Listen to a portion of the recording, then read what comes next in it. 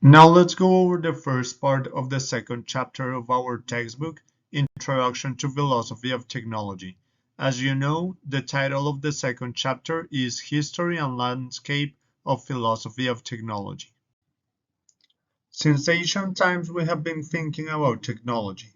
One example of this in ancient philosophy is the creation myth of Prometheus. The gods Zeus asked the titans Prometheus and Epimetheus to distribute qualities and forces to the creatures, but Epimetheus forgets to give any to the humans. It is said in Plato's dialogue The Protagoras that whereas the animals were well provided for, the human race was completely unequipped and naked. Prometheus then steals the techne, the mechanical arts, and fire, which he gives to immortals to compensate for their lack of qualities. The myth thus portrays human beings as incomplete and subsequently completed by technology. In the myth of Prometheus, we have the idea of human beings as incomplete and compensated by technology. According to the French philosopher Bernard Stiegler, human beings are prosthetic beings. They lack something and technology compensates for this. This implies that humans are constituted by technology and have to invent their existence. The human condition is a technological condition. Humans and technology originated and evolved together. We have exteriorized our organic memory to the inorganic technological, which enable us to go beyond the present, thus making possible time, society, and culture. Technology as hubris, arrogance or insolence.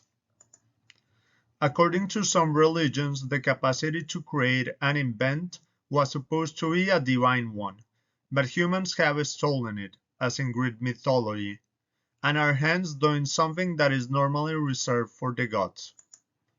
In modern times, this myth of Prometheus takes the form of the story of Frankenstein. In the story Frankenstein or the modern Prometheus, the scientist creates a new being by galvanizing an assemblage of dead body parts. The scientist is then horrified by what he created, and the monster turns against him. The message seems to be that developing technology is something reserved for the gods, and if we play the sorcerer's apprentice, another metaphor, this is dangerous. Technology may turn against us. Today, some responses to technology are still inspired by this myth. Consider, for example, visions about artificial intelligence, AI. There is the nightmare of the machine that turns against us and dominates us, that becomes a matrix. To use a term from a famous science fiction film, is this a real danger? How autonomous is technology? And is the question regarding mastery the most important question to ask regarding AI and robotics? In Plato's dialogue Phaedrus, there's an interesting discussion about writing. Its inventor in ancient Egyptian mythology says that it will make the citizens wiser and give them better memories. But King Thamus is less impressed than might be expected.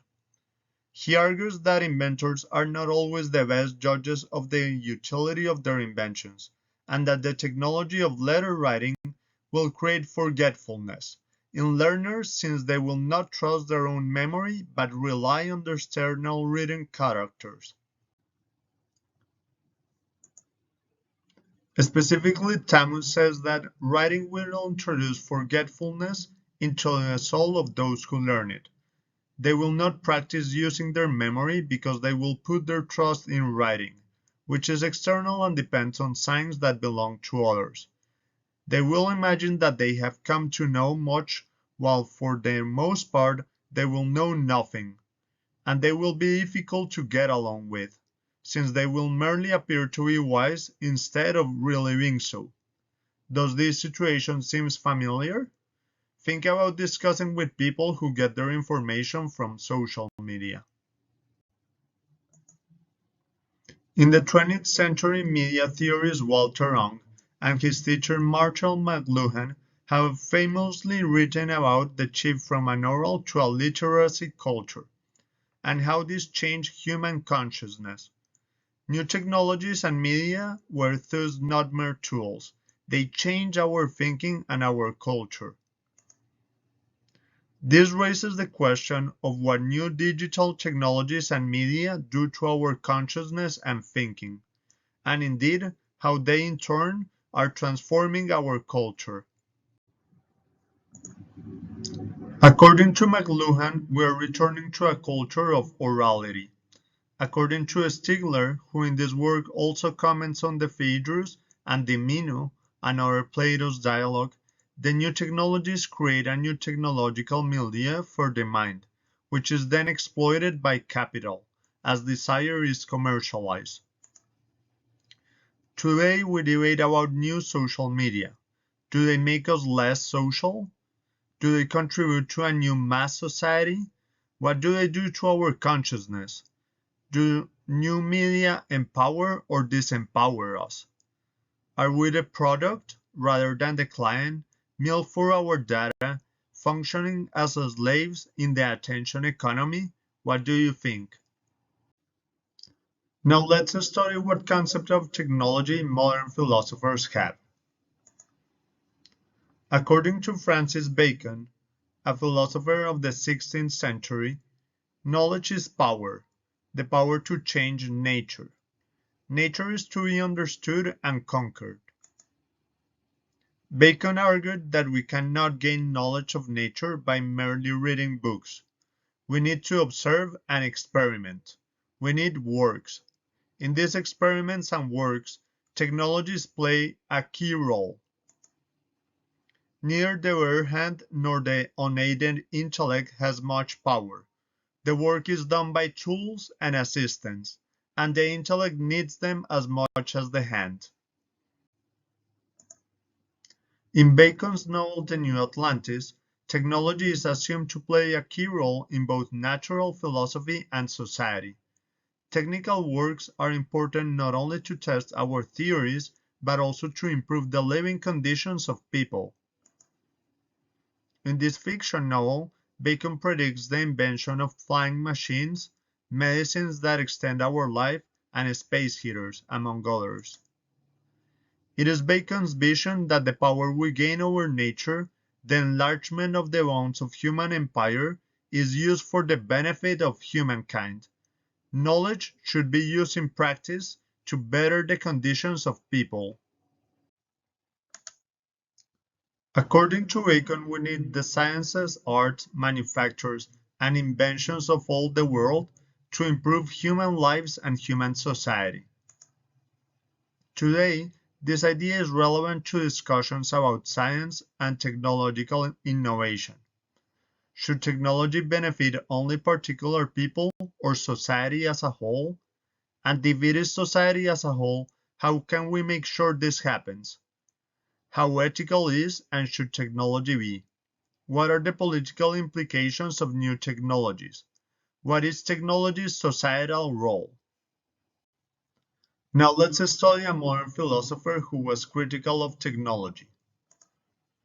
Jean-Jacques Rousseau argues that science and the arts corrupt human morality since they lead to people searching for prestige and honor in society, to sophisticated wits and fashionable people. We will be better off if we live a simpler life.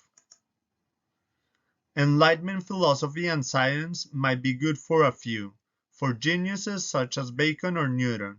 For most of us, it does not lead us to the virtue and pity that Rousseau imagined pervaded the cities of Sparta and Rome. Enlightenment philosophy is defined by the pursuit of knowledge achieved by means of reason and the evidence of the senses. In contrast to Bacon, Rousseau thus radically questions the use and moral benefit of having scientific knowledge. He asks, "Answer me, then, illustrious scientist, you thanks to whom we know the ratios in which bodies attract one another in a vacuum. Answer me, I say, you from whom we have received so much sublime knowledge. If you have never thought any of these things, will we therefore have been any less numerous? In the times of Rousseau, it was thought that the strength of a nation could be measured by the size of its population. So he asks, if you had never thought any of these scientific knowledges, will we therefore have been any less numerous, less well governed, less formidable, less flourishing, or more perverse? Rousseau criticizes abstract knowledge. In his book Emile, he questions the benefit of knowledge one can gain from books as opposed to one's own experience. He is not opposed to knowledge of nature as such, and he does not reject science and technology in general. Rather, he is against knowledge and experimentation that is removed from our daily experience, and against technologies we do not need for living a simple and virtuous life.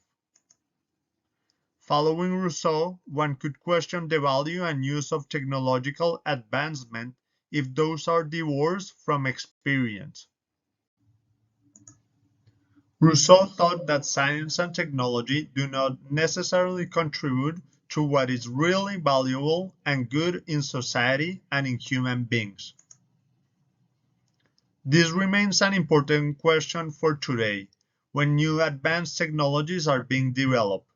Do we really need them? Do we need them to lead a good life, a virtuous life, a meaningful life? Do we need technology to become wise? And are technologies still connected to our experience? The question of what kind of knowledge humankind needs and the question regarding the relation between technology and virtue remain highly relevant today. Also, and perhaps especially in advanced technological societies.